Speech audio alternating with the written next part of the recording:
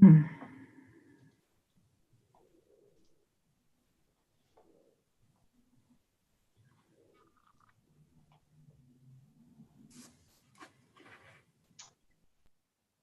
Okay, Chairman, we are now live, so you may commence the meeting. Thank you, Ben. Right. Welcome everyone to what hopefully, or not, will be the last meeting of the Joint Standards Committee before the introduction of the new unitaries. So thank you all for turning up tonight. Item 1, any apologies for absence? No apologies, Chairman. Thank you. Item 2, minutes of the last meeting, 14th of October. I hope those who were in attendance have read it. May I have a proposal to accept, or is there a problem? Thank you, Robin. Thank you, Robin. Seconded? Andy? All those in favour? Anyone against?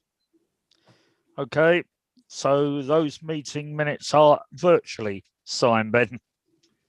Thank you very much. I don't know how you're going to sort that out come the new unitaries. Have I got to come up to the office sometime and sign them?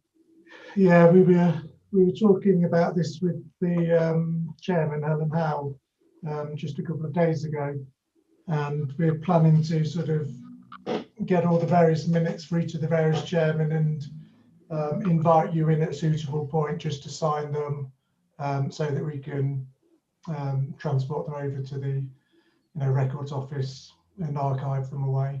Okay then. So I'll come and give you all COVID then. Yeah, when it's safe. We'll invite you when it's safe. Right. Okay then. Thank you. Item 3. Receive any declarations of interest from anyone. That's how I like it. Nice and quiet. No declarations of interest. Item 4. Any questions by members under Council Procedure 10.3, Ben? None, Chairman. Thank you very much. Item 5. Requests for dispensation. None received, Chairman. It's going well. Item 6, the activity report of the managing officers. So if you'd like to lead us off, Ben. Okay, thank you. You will recall that probably a few months ago we were anticipating that there would be a number of outstanding complaints which we would have to hand over to the new unitary. But with hard work on the investigators, certainly a lot of cajoling from some of you members, which has been very appreciated and has helped. I can see you there, Councillor Mercer. Yeah, so yeah, there's been a lot of work, and I'm really pleased to say that we currently, touch wood, we have no complaints, and we hope that remains the case through to the end of March, when we do hand over to the new unitary council. So just to cover that off, there were 5 complaints still outstanding in October 2020.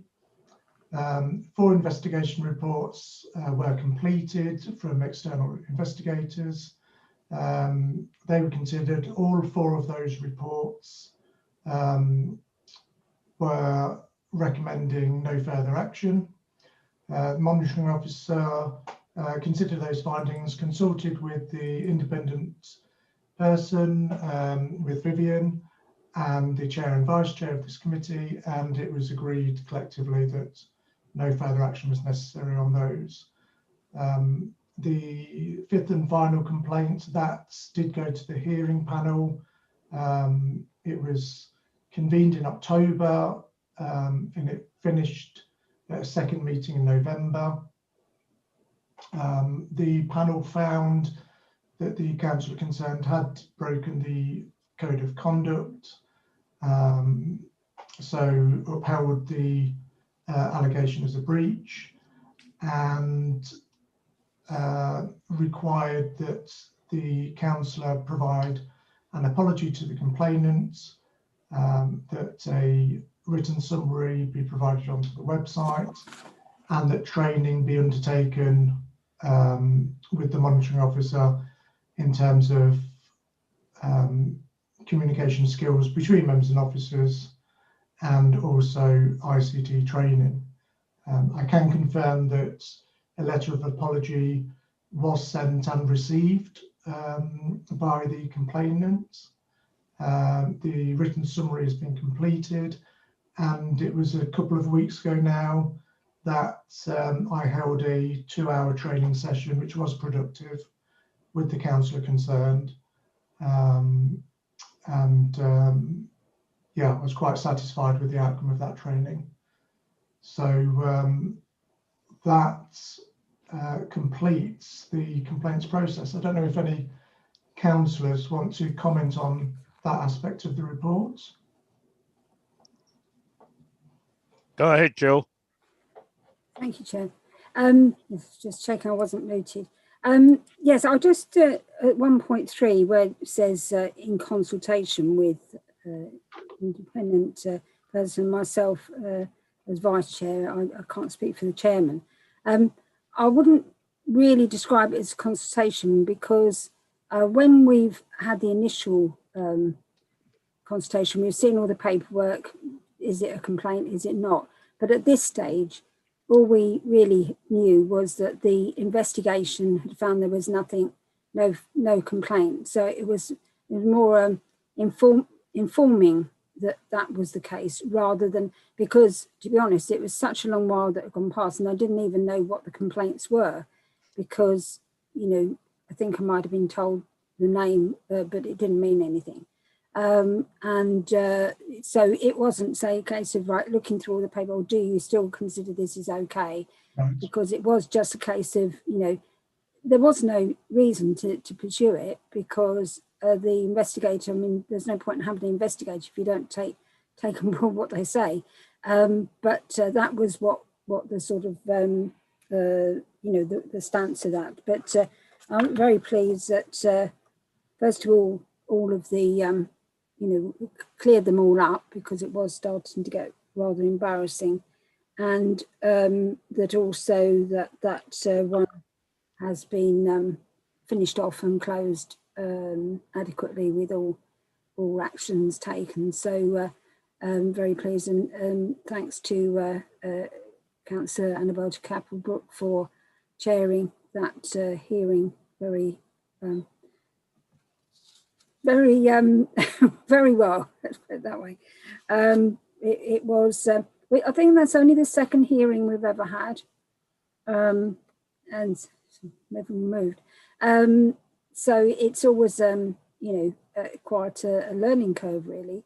We don't get enough of them to sort of practice that, really, not like we do licensing hearings, etc. But you know, I thought it went very well. Obviously, it was on Zoom, and you know, things are slightly different there than if they're in the chamber. But we managed that pretty well, and you know, I thought it was a satisfactory outcome. Thank you, Jill. You want to carry on, Ben? I think the other Councillor Mercer has actually got his hand up. Councillor Mercer and Vivian would also like to speak. Okay, I can see Andy asking. Who else? Andy? Well, I think Vivian's asking as well, but I think I got him first. I want to comment on 2.3. The new constitution, proposed constitution for Andy, I don't think we've got to that point yet. Oh, okay, all right, I'll wait then. Vivian? Thank you, Dave. I want to endorse what Jill said. I think it's laudable that we've got through all these investigation reports, and as we've already deplored on a previous occasion, it's not great that they've taken so long, but at least they are now all completed. I think the fact that the point that it isn't exactly a consultation at the final stage is well made. And yes, it's true that if it's been investigated, we rarely seek to go behind that decision or that recommendation, it might be worth noting that we have on one occasion made a recommendation that a comment be added into the report at that final stage before it goes to the complainant and the counsellor. It was quite some time back, but we did do that on one occasion. But it might perhaps be worth sort of perhaps rewriting that part of the process for the new authority, or phrasing it in different terms, rather than it's a confirmatory process. Perhaps that might be too strong a word, but I'm sure you can all think of something better. But to reflect what Jill has said, that it isn't a thorough consultation with all the paperwork considered right from scratch, because what you're reflecting on is the report that's come to you. And finally, I won't go on too long, but certainly the hearing that we had was very challenging. And it's definitely good that we did get through that, and I'm absolutely was delighted to hear that all the actions that were given to the councillor as a result of that have been carried out, because personally I had doubts that would happen. So I'm very, very pleased that has happened, and it's really thoroughly completed. Thank you, Vivian. And Annabelle? Yeah, I'd just like to echo everything. I think Vivian's just hit the nail on the head. That was an incredibly challenging couple of days, and I think that, you know, Jill and I feel quite strongly that the lessons do need to be learned from it in terms of the procedure. And I know we have fed that back to the monitoring officers and everybody. And I think the whole process does need looking at going forward, just to make sure that it's tightened in various ways, and there's certain parts of it that are looked at, because I mean, I'm a lawyer by background, and it was a hard thing to chair, I'll be honest, because it was very, obviously the person we were dealing with wasn't the easiest, but to keep bringing things back, and there were chunks of the procedure which didn't make it that easy to follow through. So I do think that the lessons need to be learned going forward to the new authority, but great to hear that all the recommendations have actually been actioned. Okay, Annabelle. Jill? Yes, just to finish that off, I think we did feed it back at the time, but one of the things that would have been really useful was a similar thing to the licensing panels have, which is a bullet point, A, B, 1, 2, 3, rather than it seemed to be all in text, and it was quite difficult for the chair to follow that and make sure that they'd covered all the points and adequately, and not missed any stages, etc. So I think a clearer, just a sort of crib sheet, which we've had on the licensing, works really well, and I would suggest that could be perhaps considered for the future. I'm sure we passed back other thing. I can't remember what the other feedback was now, but certainly we did it at the time when it was fresh in our minds. Thank you. Anyone else? Over to you, Ben. Thank you very much, Chairman. Just to confirm that the model code of the National Model Code of Conduct, led by the Local Government Association, was published on the 23rd of December. It is proposed, which is actually tomorrow evening, it is proposed that the new authority for the North adopts the model code wholesale, and the intention is that parish and town councils would do the same, and there have been discussions on that subject with NCALC and Danny Moody to try and encourage both the new unitary authority and town and parish councils to adopt the same code, because that would obviously be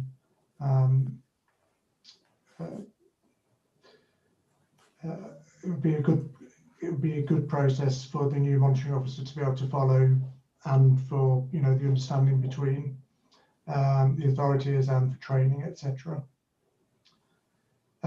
The new standards regime, I'm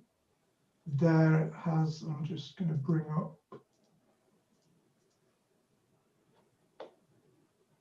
the terms of reference.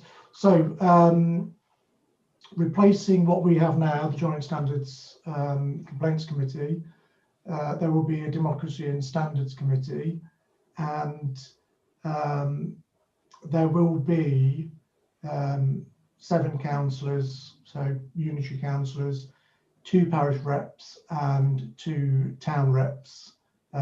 This is the proposal ahead of tomorrow night to serve on that committee. The 2 parish and 2 town reps would have full voting rights, and the intention is that those representatives would be elected in the same manner that we currently have for East Northamptonshire. So as nominations arise, for instance, the parish councils would be canvassed for nominations. If there were more than 2 nominations, then there would be that internal election amongst the parishes, and in the same manner for the town representatives as well. And for continuity purposes, it would be for a 4-year time period. And I think, if I remember rightly, in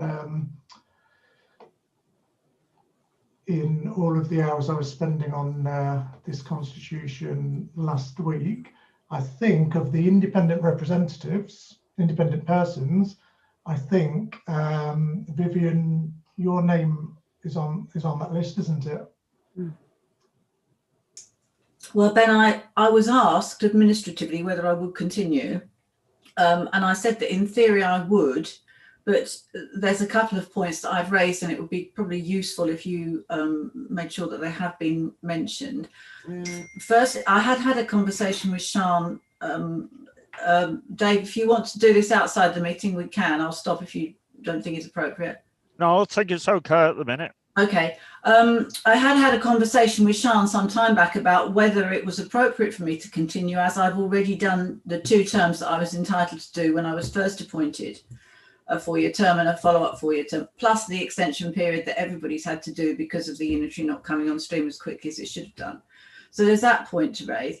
And then the second point is, when I was first appointed, there was a geographical consideration within the description for the role.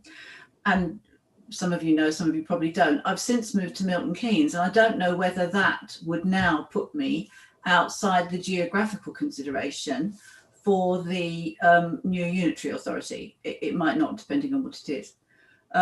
So in theory, I am prepared to continue, but obviously, you know, the authority needs to decide for itself whether it's appropriate that I should do.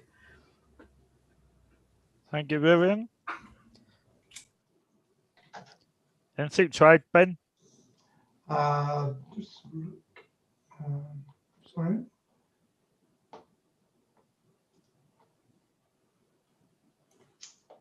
Yes, that was the end of my report. Okay, I would just like, sorry, Andy, if I just finished. I would just like to say that the new monitoring officer, Adele, is East Northants going to do whatever we call them, town and do a parish briefing before the new unitaries come in, or is it now up to the unitaries to let others know that Adele's in charge from the 1st of April? You're talking about the sort of the briefing newsletter that we periodically issue? Yeah, you know, I'm wondering what they know, local, you know, each parish, town, wherever. No, that's a very good point. I will take that up with Adele. Thank you. Andy? Thank you, Chair. The new unitary's constitution has come out extremely late to members. And I think that I and Councillor Jill Mercer are amongst the only councillors who've read every line in it, or that we've managed to get our hands on anyway. And I've been proofreading it, as has Councillor Jill Mercer. I think I've submitted something like 40 plus pages of corrections to it, with an average of 6 to 8 per page. Some of them quite serious ones, such as references to legislation that's been repealed for a decade, and references to national bodies that haven't existed for 7 years, things like that.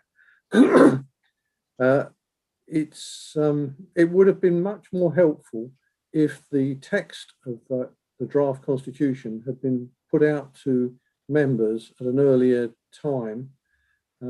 I understand that the members of the Task and Finish group working on the constitution, until about the same time as we saw the text, didn't see the text either. They discussed it, they didn't actually see the actual wording of it. And it does seem to me that it would have been helpful if the wording of a very large document had been available more than, say, 10 days before it's got to be approved, to allow proper scrutiny of it and a proper line-by-line check of it. Thank you. Okay. Can you bring that to whoever needs to know, Ben? Yes, we have received the suggested amendments as well. Right. We can confirm that. Nigel? Nigel? Unmute.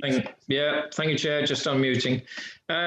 Chair, it'd be helpful. I think the approach being taken by the Democratic Standards Committee to membership makes sense. And the comment about following the model code of conduct makes absolute sense as well.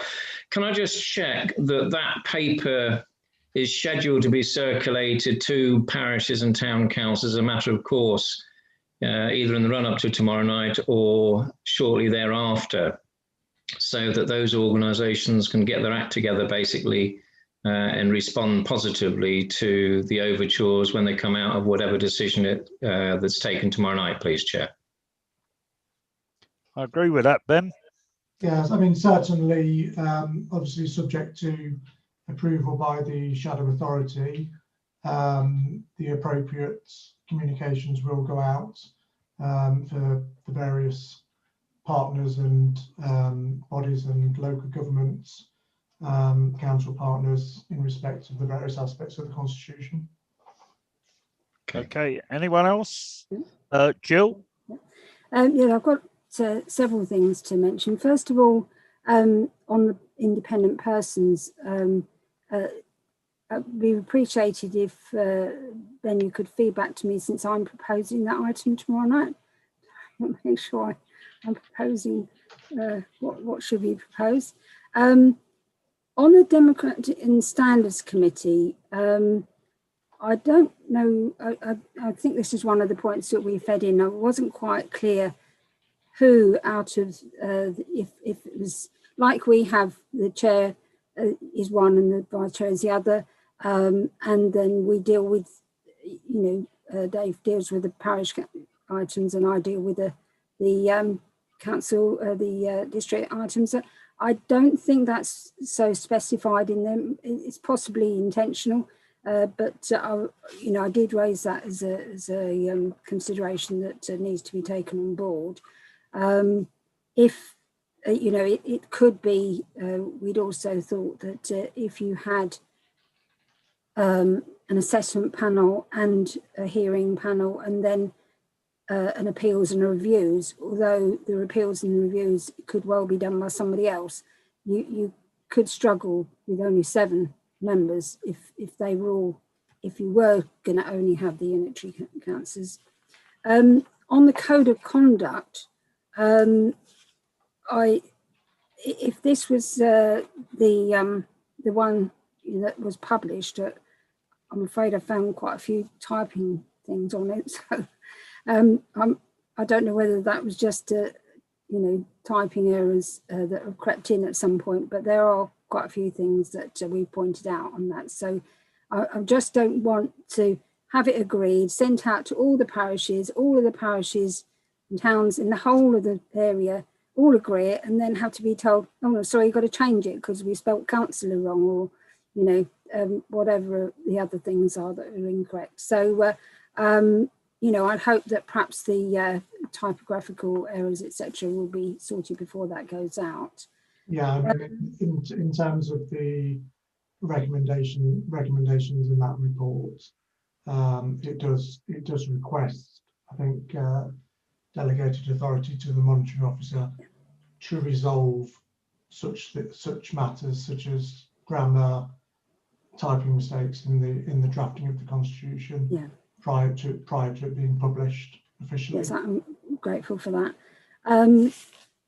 On the actual arrangements, I wasn't quite clear, and there's another point we've put in, that where we have here, and I think it's worked really well, we have chair or vice chair plus independent person plus monitoring officer look at a complaint that comes in initially and make an assessment of whether it should go on further.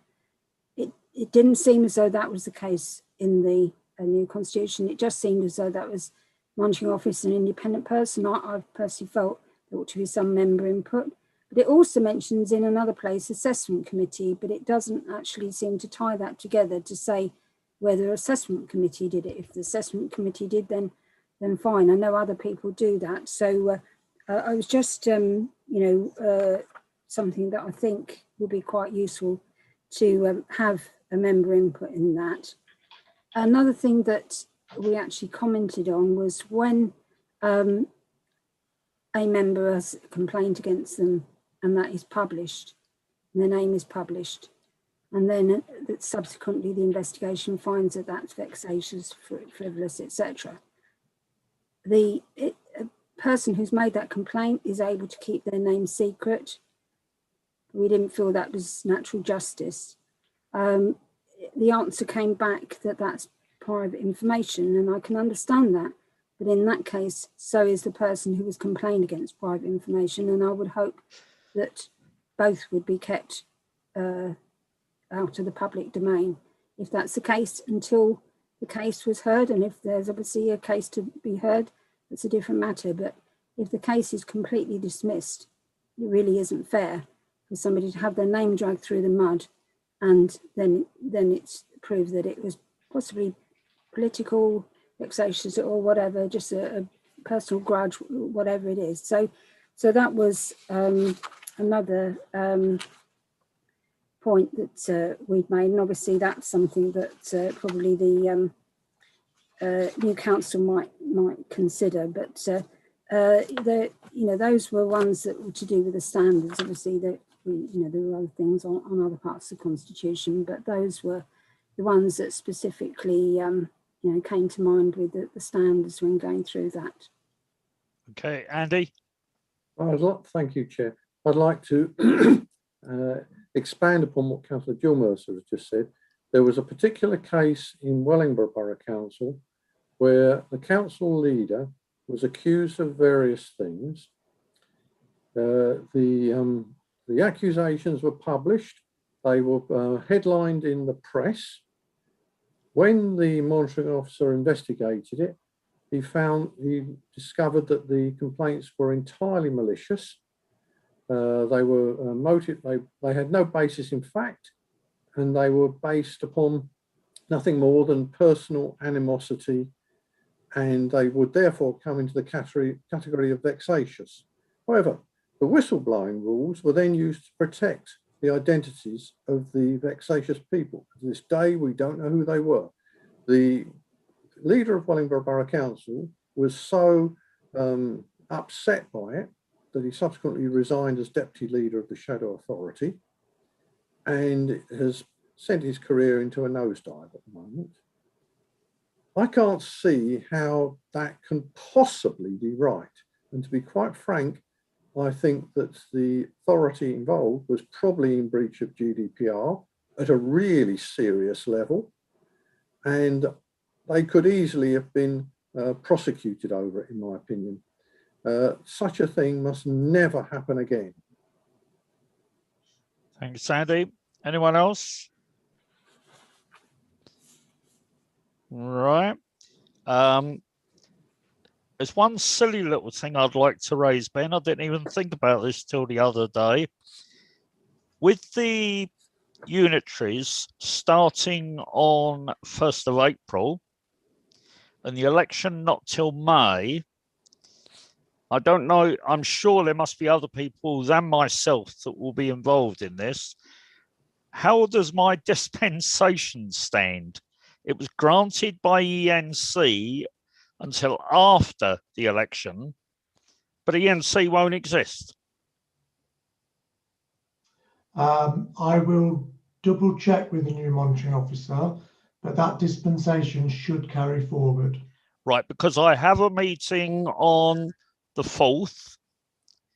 I will either go to that meeting. I'm not saying they're going to be discussing the subject, but either I go to that meeting and say I've got a dispensation, or I act as if I've got a real DPI. My interim answer is that it will carry forward. It's been granted by East Northants. The Unitary Council is the successor authority, and that dispensation, having been duly granted, should expire on the same date as, in May, as was originally granted. But I will double check that. Thank you, Ben. I must admit, I agree with what you're saying, but I would like the monitoring officer to say it is okay. Yeah. Whose hand did I see? Jules? Yeah. In fact, there's quite a few things that now are coming to light because obviously time's nearly there, and that the existing councillors are actually going to stay as even though they're not been elected, stay after the 1st of April until I believe the 10th of May, and certain other committees. I think probably standards was one of those. Certainly planning, licensing, audit. They may not meet, but if they did meet, there is provision in the Constitution for who would be the representatives. So, for instance, with planning, it will be the existing planning councillors. I think probably the same with licensing, and with audit, it's something like the chair and vice chair of all the audit committees across the areas. So a lot of those provisions are carrying forward. So I would imagine that something like a dispensation on general principles would, carry forward as well. Thank you, Jill. Andy? Thank you, Chair. As councillors, during council meetings, we have a very limited degree of protection, legal protection. In the House of Commons, there's total legal protection. You can say anything you like and no court may comment on it or criticise it. Bill of Rights. As a councillor, you have a very limited version of that, but it is there. So you are entitled to say things which in other situations might get you in front of a court. Quick question for the Deputy Monitoring Officer. Will that limited legal protection be the case in the interim period between vesting day and the election, so that if any of these interim committees meet, will the councillors on them be protected in the same way as they are in, say, this meeting? There will be, because it will be a fully constituted council as of 1st of April. So we do move straight into the new council. So there is that interim period in terms of the committees, yes, but they will be fully constituted committees in their own rights with all the protections and the rules under the various local government acts, etc. Okay, thank you. Thank you, Andy. Anyone else? Start a hand, Annabelle. Oh, sorry. No. I think that's a legacy hand from Councillor Mercy. Yeah, that was. No one? Right. Before I close this meeting, I would just like to say one thing whilst it's still on the record, and that is that I would like, on behalf of the whole committee, to extend to past and present members, officers, and especially monitoring officers, in whatever guise they appear, for working with us, because they've made our life a damn sight easier. Jill? I was going to say the same. You took the words out of my mouth, and thank you very much to all of and for all of their assistance over the last 6 years. Is it? So it's you know, it's been very good relationship, I think, and to the, especially of course to the independent persons as well, I should say.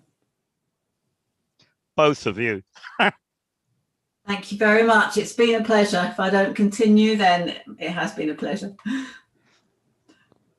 If you can put something in the minutes there, Ben, I'd be obliged. Yeah, I mean, I would echo those comments. It has been enjoyable. I was talking to, well, I was exchanging a message, I'm sure she won't mind. I was exchanging messages with Babs, our interim monitoring officer, over sort of the second half of 2020, just a week ago. And she said that she did miss you all. And she missed working with the Joint Standards Complaints Committee. So I very much enjoyed it too. I'll miss working with you as well. So no, thank you all as well. And thank you. If anybody wants to raise anything now, or I will close the meeting. Okay, thank you very much. Last meeting, and I close it now at 7 minutes past 8. Thank you, Chair. Thank you all very much. Bye bye. And Thank you.